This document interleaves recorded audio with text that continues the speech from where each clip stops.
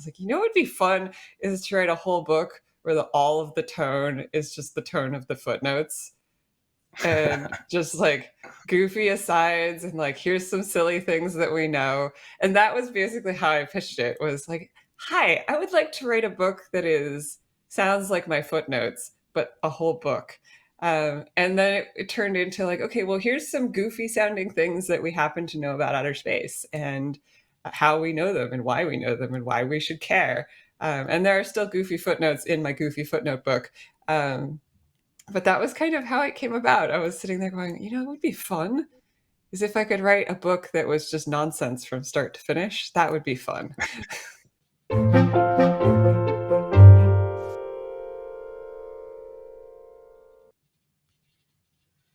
What's up, everybody? From Nautilus, I'm Brian Gallagher, and you're watching Behind the Scenes. Today I'm speaking with Jillian Scudder. Jillian is an astrophysicist and associate professor of physics and astronomy at Oberlin College in Ohio. She's the author of Astroquizzical, A Beginner's Journey Through the Cosmos, and most recently, The Milky Way Smells of Rum and Raspberries, and Other Amazing Cosmic Facts.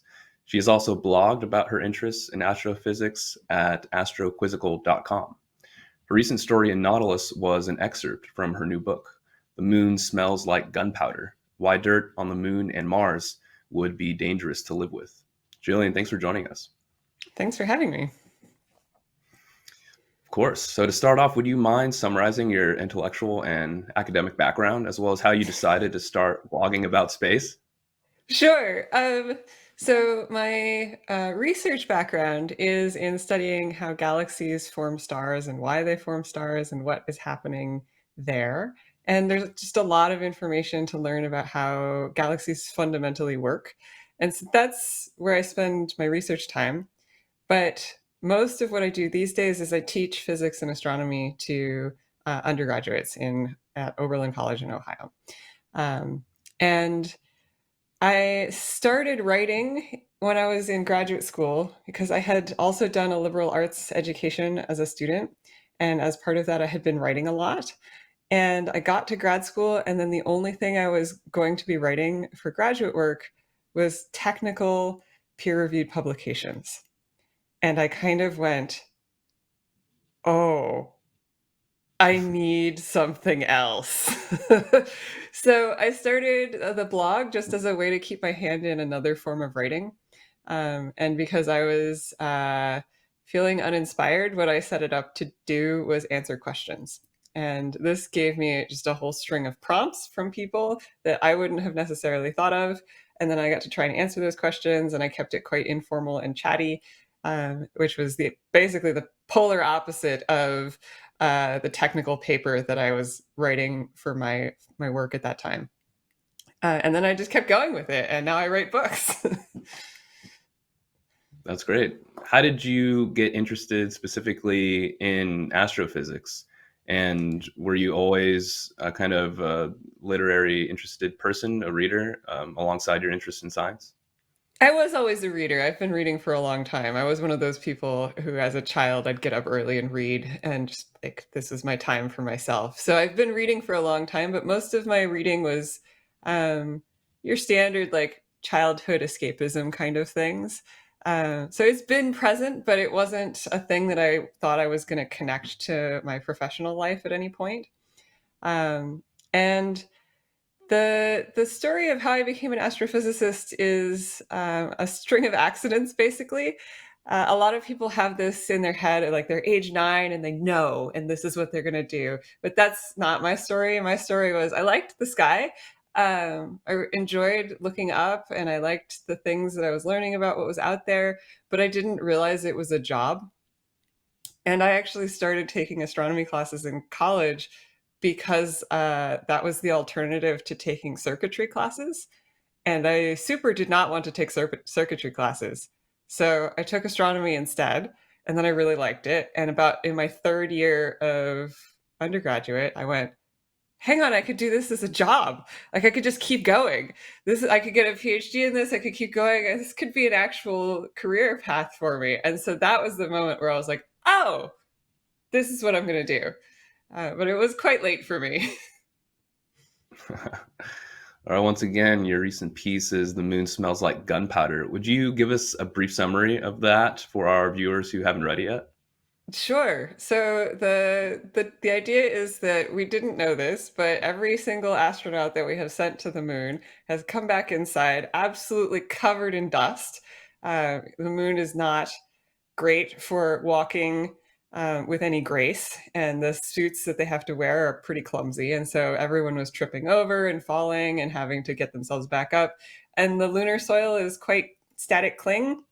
So it just sticks to the suits, and they'd come back inside to the lunar module, and then there'd be the pressurized air would lift the dust off the suit and into the air, and then it would get into everybody's faces. And everyone reported back, like, this stuff smells like gunpowder. Um, and it's just a weird fact that we happen to know because we sent humans there. Like, hey, the moon, the dust smells like gunpowder for some reason. I wonder why it is that everyone knew what gunpowder smelled like. Like, why was that a thing that they knew? They're almost all Curious. military. Yeah. Oh, right. Apollo That astronauts makes mostly were military pilots before they went into the astronaut corps. So it was probably that makes quite a sense. familiar smell to them. Yeah. So, why is it dangerous to be around? Is it toxic to breathe? What's up with that dust?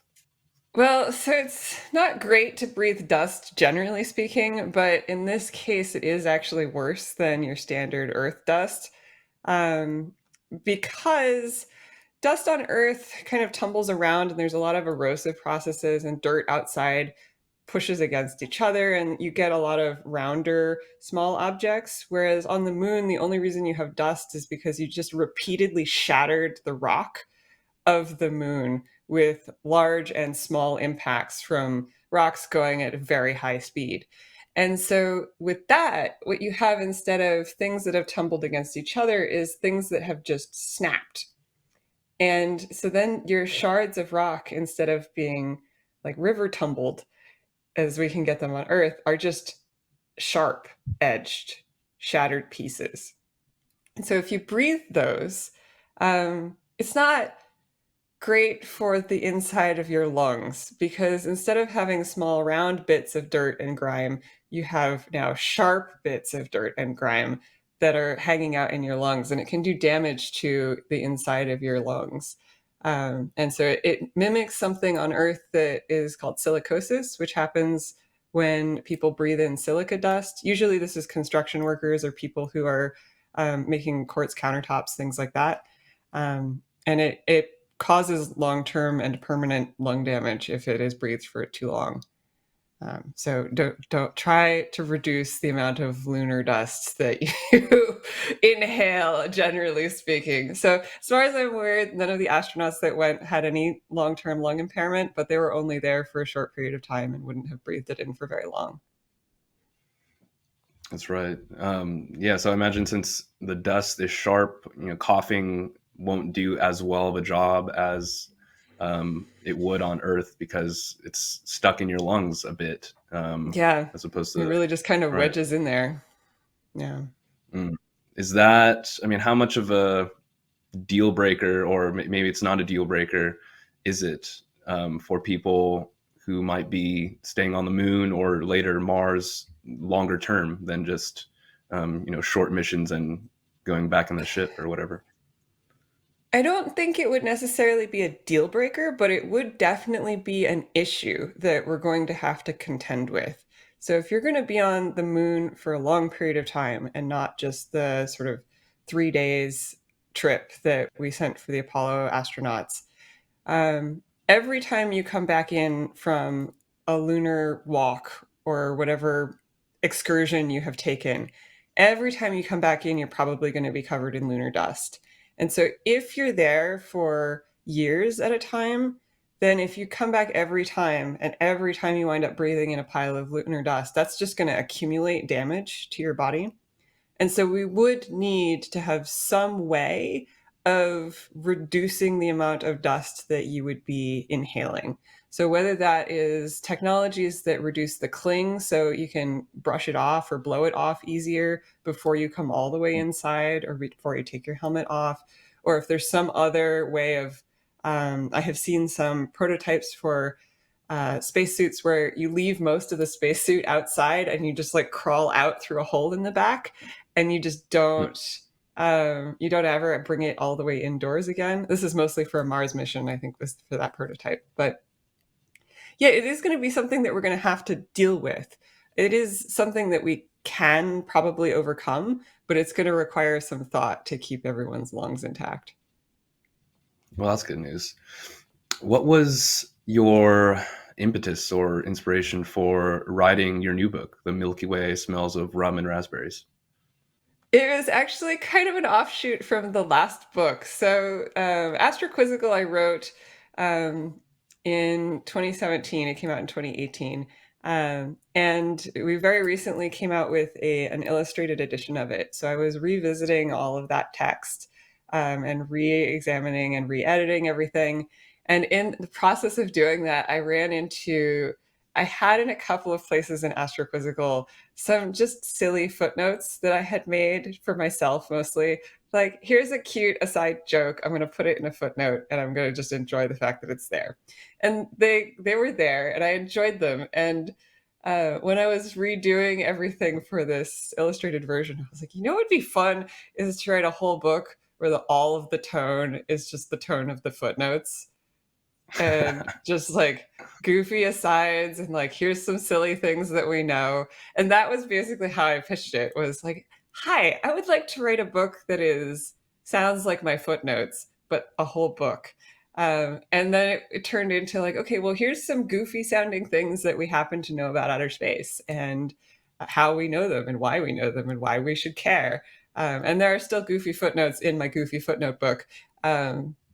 But that was kind of how it came about. I was sitting there going, it would be fun is if I could write a book that was just nonsense from start to finish. That would be fun. I love that. The book's chapters all sound very enticing to read. Among others, there's Saturn's rings are falling apart. Some black holes could be necromancers. The galaxy is flatter than a credit card. And of course, the galactic center tastes like raspberries and smells like rum. How did you decide which of these facts to keep in the book to discuss? It was an interesting journey to figure out which ones I wanted to talk about. Some of them were things that I use frequently when people are like, "Hey, what's a cool fact about outer space?" I go, here's one." And so some of them I had in my head already, and some of them are some of the more common ones that come up. I feel like, oh, here's a list of neat space facts. And some of them are just recent publications that I had come across and sounded cool. And so there was a bit of a back and forth in terms of brainstorming, like, oh, okay, well, here's 35 things.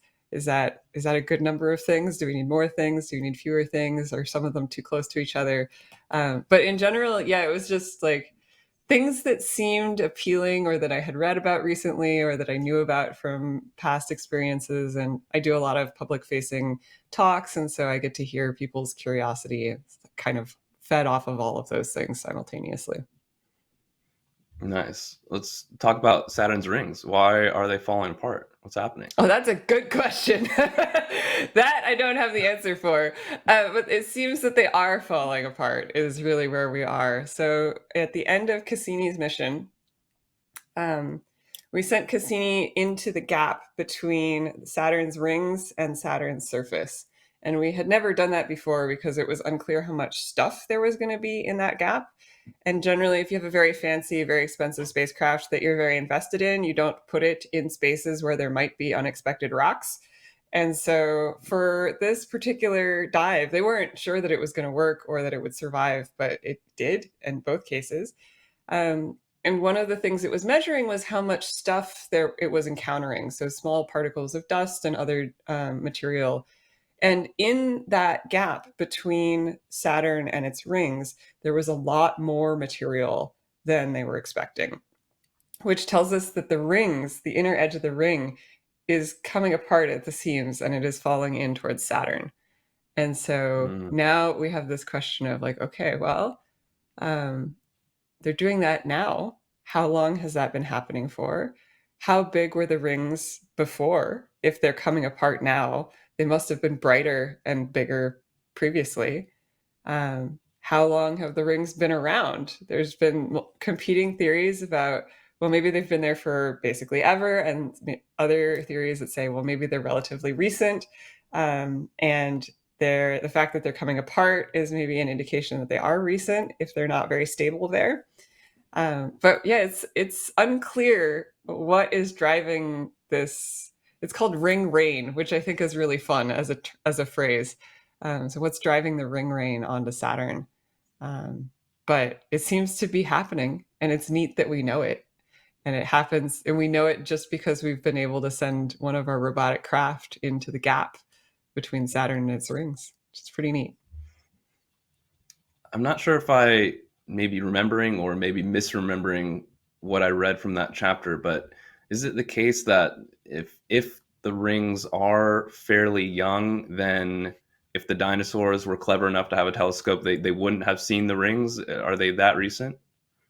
Yeah, it was about 100 million years is one of the estimates for the age of Saturn's rings. So if they're very new, then they might be 100 million years old. So they would have been around, but very bright. They would have been at their most massive when when the dinosaurs were around, although there are no dinosaur telescopes. So you are remembering correctly. Okay. So what do you mean when you say that some black holes could be necromancers? This was a super fun story to write about. The idea is, so the necromancy involved here is a stellar dead thing being brought back to life. And so when we talk about stars, usually we consider their lifetime to be when they're actually forming new elements in their cores. So we have, generally speaking, most stars form helium out of hydrogen, and that is their main lifespan. And then if they're a massive star, they might be able to form helium into other elements like carbon, nitrogen, and oxygen, things like that. Um, but in this case, what this particular study was doing was had a setup where you had a black hole, and then next to it you had a white dwarf, which is the remains of a star that's about the size of our sun. And they are usually just carbon and oxygen and nitrogen kind of packed very tightly together. And they can orbit a black hole. And so in this particular case, there was a study that showed that if you let this white dwarf drift close enough to the black hole for a period of time, the compression that it undergoes from the near side of the white dwarf being pulled so much more strongly by gravity towards the black hole than the far side of the white dwarf, it smushes the whole white dwarf out and stretches it. And very temporarily, it's able to fuse new elements inside the white dwarf. So it is Mm. resurrected from the stellar dead for about 10 seconds, but resurrected nonetheless. um, and then it is completely destroyed, shredded to pieces. But for a very brief window of time, you have a black hole able to trigger the creation of new elements again from something that otherwise would never have done that. That's pretty crazy. Do we have some astronomy images of black holes tearing apart stars, or are those just like simulations? That We have a lot of simulations that will do it. If you're thinking of like a particular image with a star being shredded, that's probably a simulation. right? Yeah. But we have seen the signature of black holes shredding stars like that. It tends to come as in the form of we saw a really bright burst of X-rays coming from an area that we know has a black hole, and that X-ray light is because the black hole has accumulated a whole bunch of really hot material around itself. And usually that's from pulling material off of some other object, usually another star. And if it's very bright, then it might have just disrupted the whole star and wrapped the entire star around itself. And then that would create a lot of light that we can then see. So the actual observations are not going to be nearly as pretty as the artist's renditions of the same event. Mm. Maybe this is a good time where you could talk about your research about why stars form in galaxies. How does that process get started? So for galaxies, there are a couple of things that are always in balance. So galaxies, as far as I'm concerned, are big piles of gas, dust, and stars. And if you are making stars, then what you fundamentally need is gas. And so the gas that is in a galaxy is partially there from before when you collapse down and form a galaxy in the first place. You have a big pile of gas and very little stars, and then some of that gas turns into stars over time, and you just sort of eat away at this reservoir of gas as you build up stars. Some of the stars explode, and then the gas that was in that star goes back into the reservoir. But not all of them do, because some of them have extremely long lifetimes. And those extremely long lifetimes means that we gradually lose gas into stars. But you can also get a refill on your gas if you crash into another galaxy, because that other galaxy has its own reservoir of gas, and you can just kind of top up your own reservoir with this external supply. So some of the things that you can do that create stars out of a galaxy is you can throw another galaxy at it.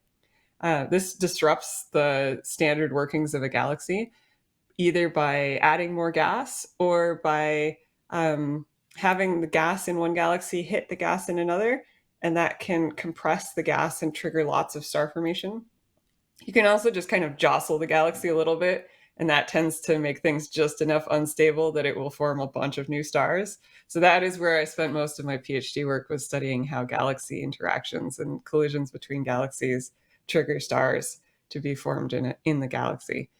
But I'm now more broadly interested in how and why you see stars forming in certain galaxies. And so there's a lot of other ways you can go about it, but trying to figure out whether having gas is enough to form stars, and it seems like it's not. So then there must be other things that are changing how a galaxy is able to go from I have this pile of gas to I'm going to make stars out of this pile of gas.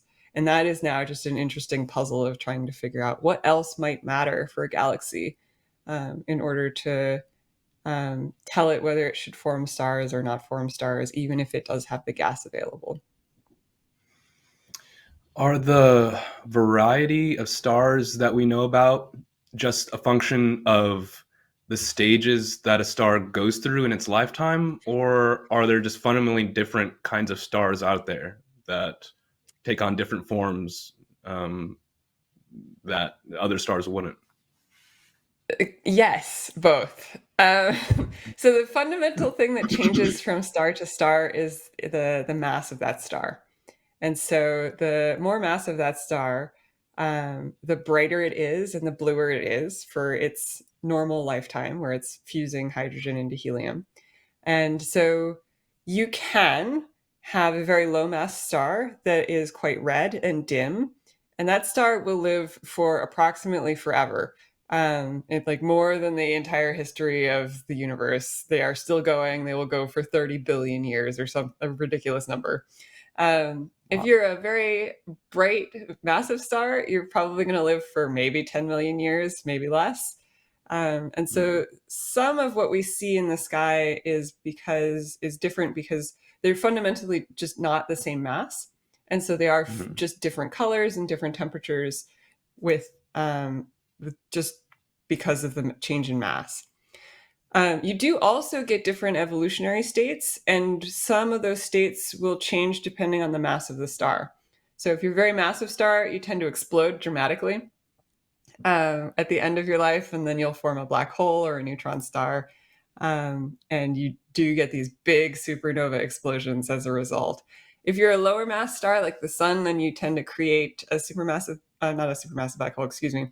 You tend to create a planetary nebula, which is this very pretty diaphanous thing that doesn't last very long, and you leave behind a white dwarf.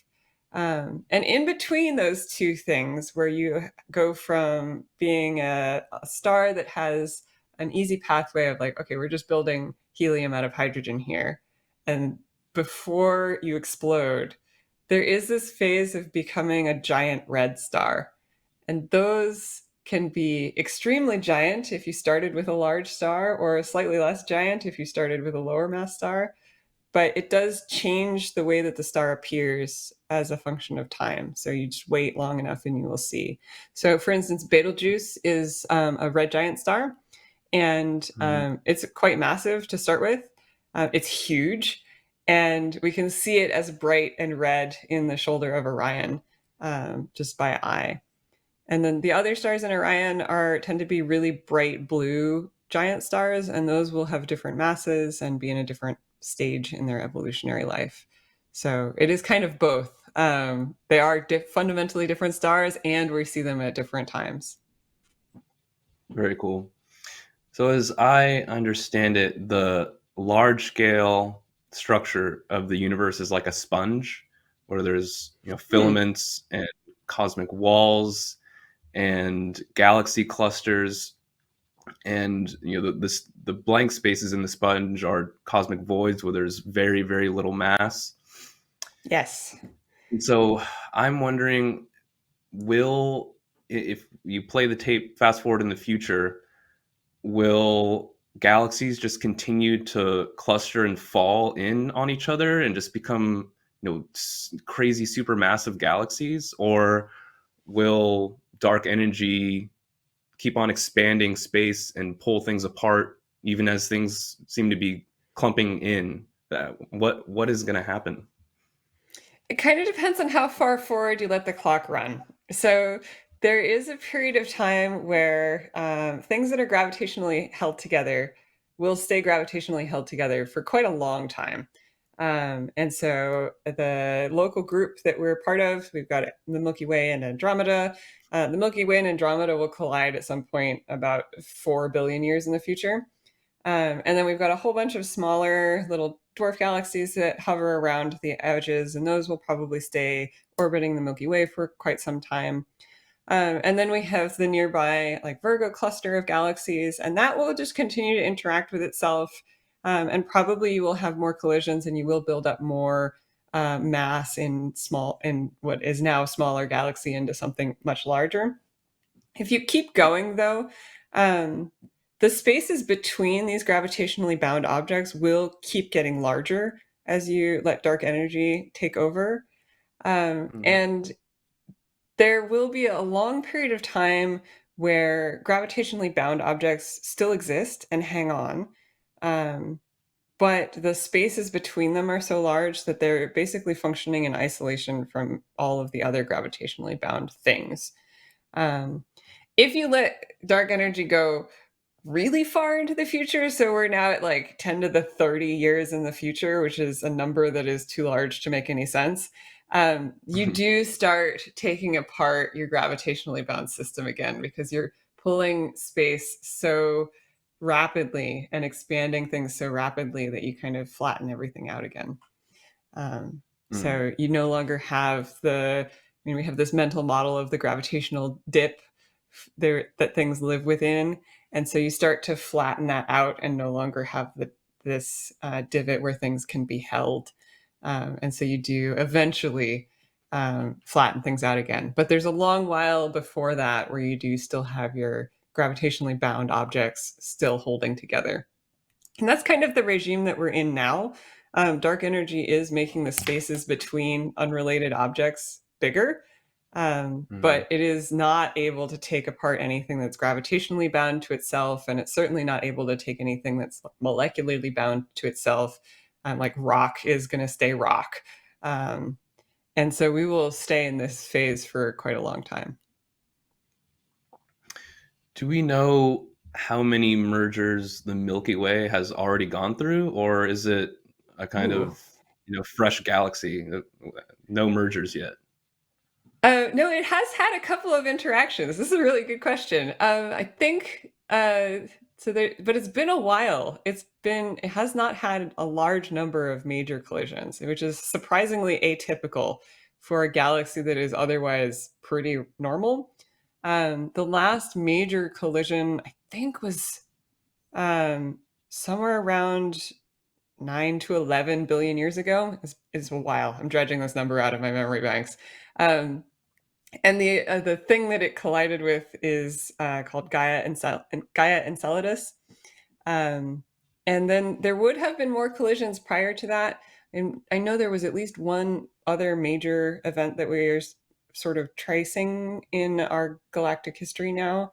And then the very, very early stuff would be hard to track because the only way we know that the Milky Way has had collisions is that we're looking for little warps in the Milky Way's disk or collections of stars that are kind of a stream that don't line up with everything else, or disparities between, like, oh, hey, we have this collection of stars that has a slightly different elemental composition than this other collection of stars. And that makes the most sense if it came in separately and it had slightly different history. So our ability to unpick that, the further back in time we go, gets kind of tricky. And Mm. especially if lots of things were happening at once, which is kind of how we imagine the very early universe. Um, it is kind of tricky to unpick, but people are definitely doing this. This is an active field of research for the Milky Way, is to try and understand its own history and how many interactions have we had, what was the formation of the Milky Way like. Um, but I think from what I am recalling, the most of the stars in the Milky Way were present quite early. And so our collision history has been pretty quiet for the last long while, many billions of years. We will ruin it again with Andromeda, because we're in the Mhm. early stages of colliding with Andromeda, and that will happen over the next 3 to 6 billion years. So there will be another very massive disruption to the Milky Way at that point. But we've had this long quiet period in between where we've had not a lot of things happening. It's been a relatively isolated galaxy for a long time. So has that long period of peace allowed the galaxy to become flatter than a credit card? And will it no longer be that flat when we merge with Andromeda? It will no longer be that flat when we merge with Andromeda. So one of the things that happens when you throw two galaxies at each other is you tend to slightly scramble the orbits of the stars. And so right now, a vast majority of them are orbiting in a very, very thin disk. And when you start throwing Andromeda at it, what we expect to happen at a minimum is that a large number of those thin disk stars will start orbiting in some more random fashion. And so we will build up what we consider to be the bulge of the galaxy, which is this more roundish, more reddish structure at the very center of the Milky Way. And so if we are throwing galaxies together, then yeah, we do expect them to puff up. This is one of the ways that we think we can construct an elliptical galaxy, is by just repeatedly throwing spirals at each other until you randomize all of the orbits completely. And then you have this big red fuzzball of completely randomized stars orbiting in weird directions. Um, Mm. so yeah, it would be part of why we have such a flat galaxy, is that we haven't had a huge number of interactions over time. So we'll have had to have left our solar system by the time that we merge with Andromeda because our sun will have become too large, right? It'll swallow the Earth Yes, probably. this is also the timeline on which the sun dies. Yes. It will be Yeah. a problem if we are still here. I mean, when you look at a picture of a galaxy, it looks pretty filled up, but on the scale of, human beings, there's so much empty space. So in the process of this merger, would you even notice it happening, or is that something we'd have to think about, or is it just totally irrelevant to what we're doing? Well, you would notice because the Okay. sky would be much more dramatic. So Andromeda, you can kind of see with the unaided eye. If you look and you know exactly where you're looking and you don't quite look straight at it, you can see Andromeda without assistance. It's much easier to do if you have binoculars. If instead of being 2.5 million light years away, it is 2 million light years away, or like 200,000 light years away, it's going to be a lot brighter in the sky. And Mhm. so you're going to have a sky that's not just filled with our Milky Way's worth of stars, but also all of Andromeda's stars. And so the night sky will be a lot brighter. And it will also be a lot less ordered because, especially as we go through this interaction, everything will be kind of chaotic and things will be moving in strange directions. And so we will expect the sky to both be brighter, and we would lose this thin band of the Milky Way as the Milky Way is distorted by Andromeda, and then we also have all of Andromeda there to hang out in the sky. So there will be a lot more stuff in the sky, and no matter where we would be in the Milky Way, that would be true. Um, but there is so much space between stars that the odds of any two stars or any two planets hitting each other is functionally zero. Right. And I have given this as a homework assignment. Calculate the Mm. odds, given that this is the stellar density in this galaxy and in this galaxy. If you have two galaxies go through each other, should any stars hit? And the answer is basically no. The odds of collision is less than one. So we don't expect any stars to hit each other. So from that perspective, we don't care. But in terms of would we notice? Yes, we would notice. It'll make the sky very dramatic. And would the, presumably we're in a different solar system by that time. I mean, do we have to worry about the orbital trajectories that we've come to rely on being messed up and changed because now they're coming into range with other, massive gravity sources?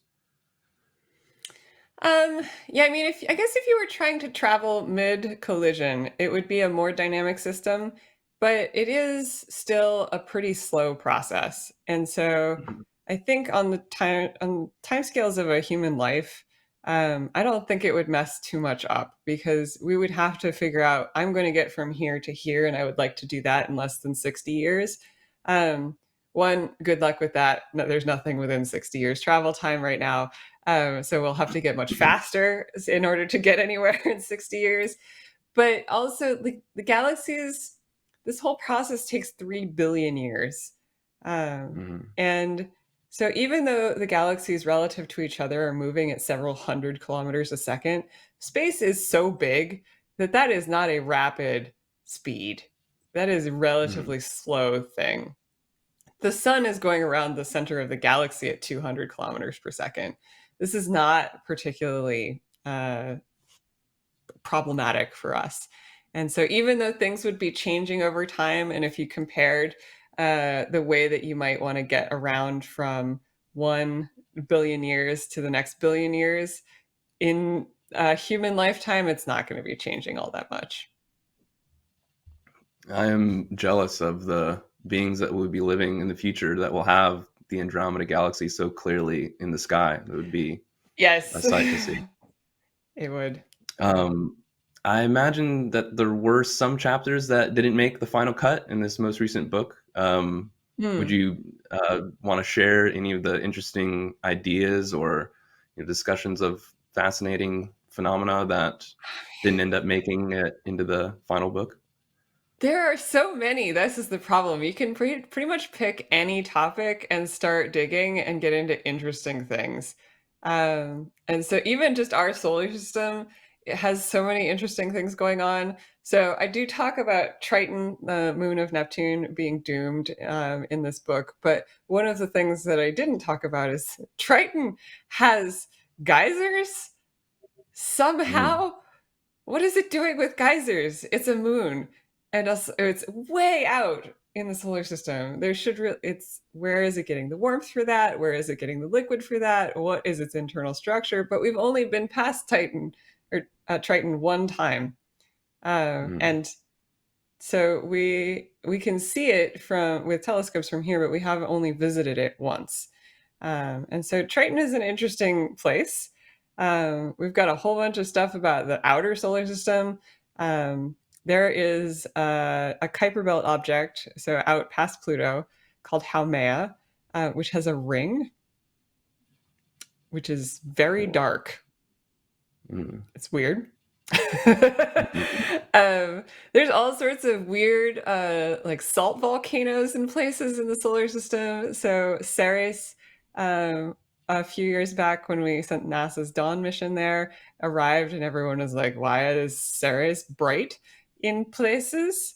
And there was this mm. brief thing of lights on Ceres, but actually it was salt deposits on Ceres. And we think now that the salt deposits were probably salt volcano. That's weird.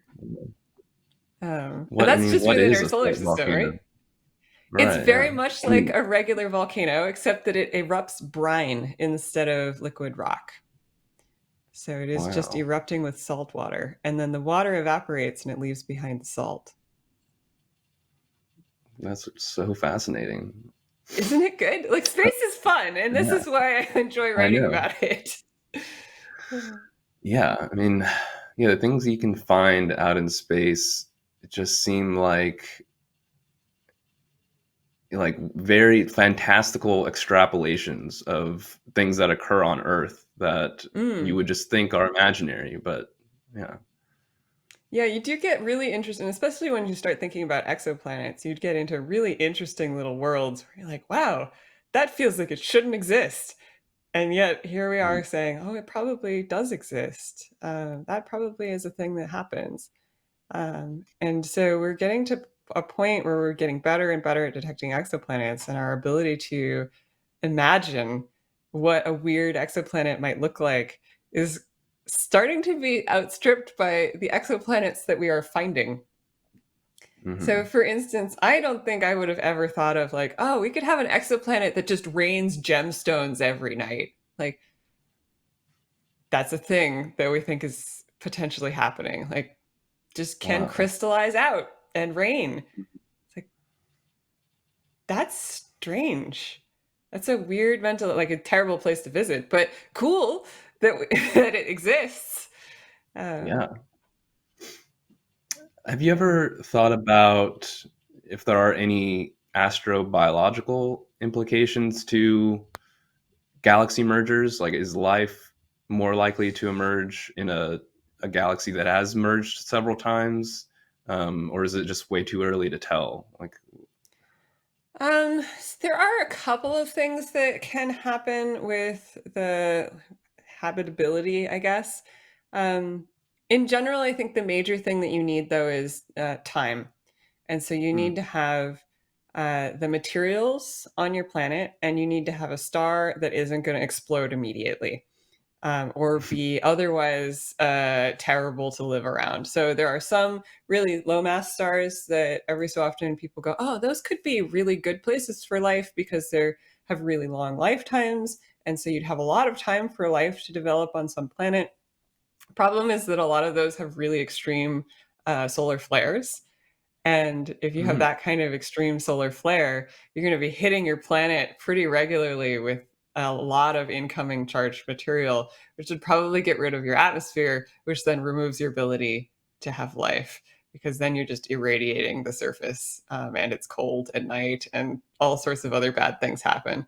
So there's this window in the middle of stars like the sun that you need to have, and you need to also have it relatively populated with like carbon and other enriched elements that have gone through the core of a star at some point. So we can't have this happen too early in time. The other thing that can mm, happen with a merger, more particularly, is that sometimes when you throw galaxies together, the gas that is in that galaxy falls inwards so far that it reaches the supermassive black hole.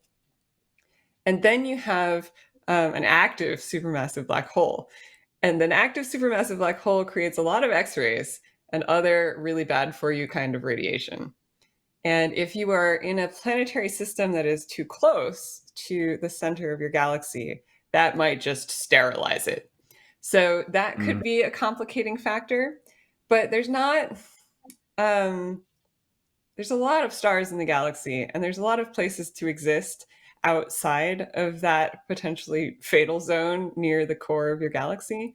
So if you are anywhere else, probably the odds overall in your galaxy are not really changed by having two galaxies run into each other, because again the stars aren't going to collide. So if you've got a stable star that's in the middle of its lifespan and it's got the planets and it's got the ingredients and it's not going too close to any of the like super bad for you zones, um, it probably won't be. Its sky would change over the course of an interaction with another galaxy, but it probably would not be um, placed in a situation that would be really detrimental to any life that was trying to develop on one of those planets.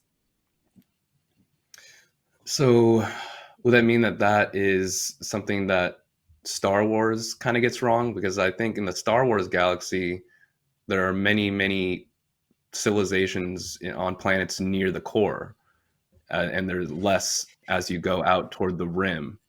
Um, but from what you said, it seems much more risky to be closer to the core.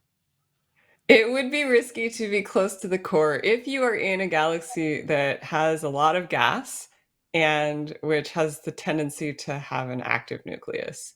Um, Mm-mm. Now, I don't have all of the Star Wars lore memorized in my brain, so I don't know what kind of galaxy is allegedly happening here. But if they're in a galaxy Mm-mm. that has not a lot of gas left over and no nearby companions to trigger gas flowing in towards the center, you might be able to get away with it. You would certainly shorten the distance between stars, which would help. Um, but they can also travel faster than the speed of light, so it doesn't really matter at that point. So Right. um, once you're doing that, it's just like, oh, forget it. You can play with whatever distances you want at that point. Exactly. What are you working on at the moment? Any new book on the horizon, or other things you're writing or researching? Yeah, so I am actually working on, or I have completed writing the graphic guide to the universe. This is also with Icon Books, and it is basically a chronological history of the universe. And it should be basically a heavily annotated graphic novel, taking us through how the universe formed from start to finish, and then where it goes in the future. And so where we are and how we all the things that had to happen before you get a moon, and then like when did different animals appear. It was an interesting compilation task for me because normally you start at home and you work outwards, and that takes you backwards in time, and then you can extrapolate forwards. But this one, I Mm-hmm. wanted to start at the beginning and go forwards. So it was an interesting check for me to be like, oh yeah, when was all of this stuff happening? Because some of this started early, and we think about, oh, well, these things formed so many billions of years ago. And then I'm trying to place them all in the same chronology. It's like, oh, okay. So if we form stars here and they last for this long, then the first stars can explode here. And then we've got the sun forming at this time. And then we've got this other stuff happening here. And then we've got saber-toothed cats happening later. And then we've got a large meteor impact that kills off all the dinosaurs. Well, that was before the saber-toothed cats, but all of the chronology of trying to figure out where things happen and to interleave them like that, because it was really fun to read a whole bunch of different papers for it as well, because all of the different subfields of astronomy use different notation. So the Mm-hmm. planetary science community uses kind of since the start of the solar system, which was about 4.5 billion years ago. And so then I'm placing 4.5 billion years as my benchmark. But then for a galaxy person, we talk about distance, the light travel distance, basically. So how much has the universe changed since the light was emitted? And so trying to figure out, okay, well, what distance would that be for a galaxy? When did that happen? It was really fascinating to try and weave them together into a single, here's the chronology of the universe. So I'm That looking sounds forward to seeing that fascinating. one come out. Yeah, Yeah, I can't wait to check it out. Definitely will. thank you. To close, you want to tell our viewers where they can find you online? Do you have a website or social media accounts they can follow? Sure. So my website that gives you links out to most things is jillianscudder.com. If you want to see some of the blog writing, that's on astroquizzical.com. I am available on Twitter as Jillian_Scudder, and or on Instagram at Jillian Scudder with no underscore. So I am found in. All right. Once again, the book is The Milky Way Smells of Rum and Raspberries. Jillian, thanks so much for chatting with us. It was great.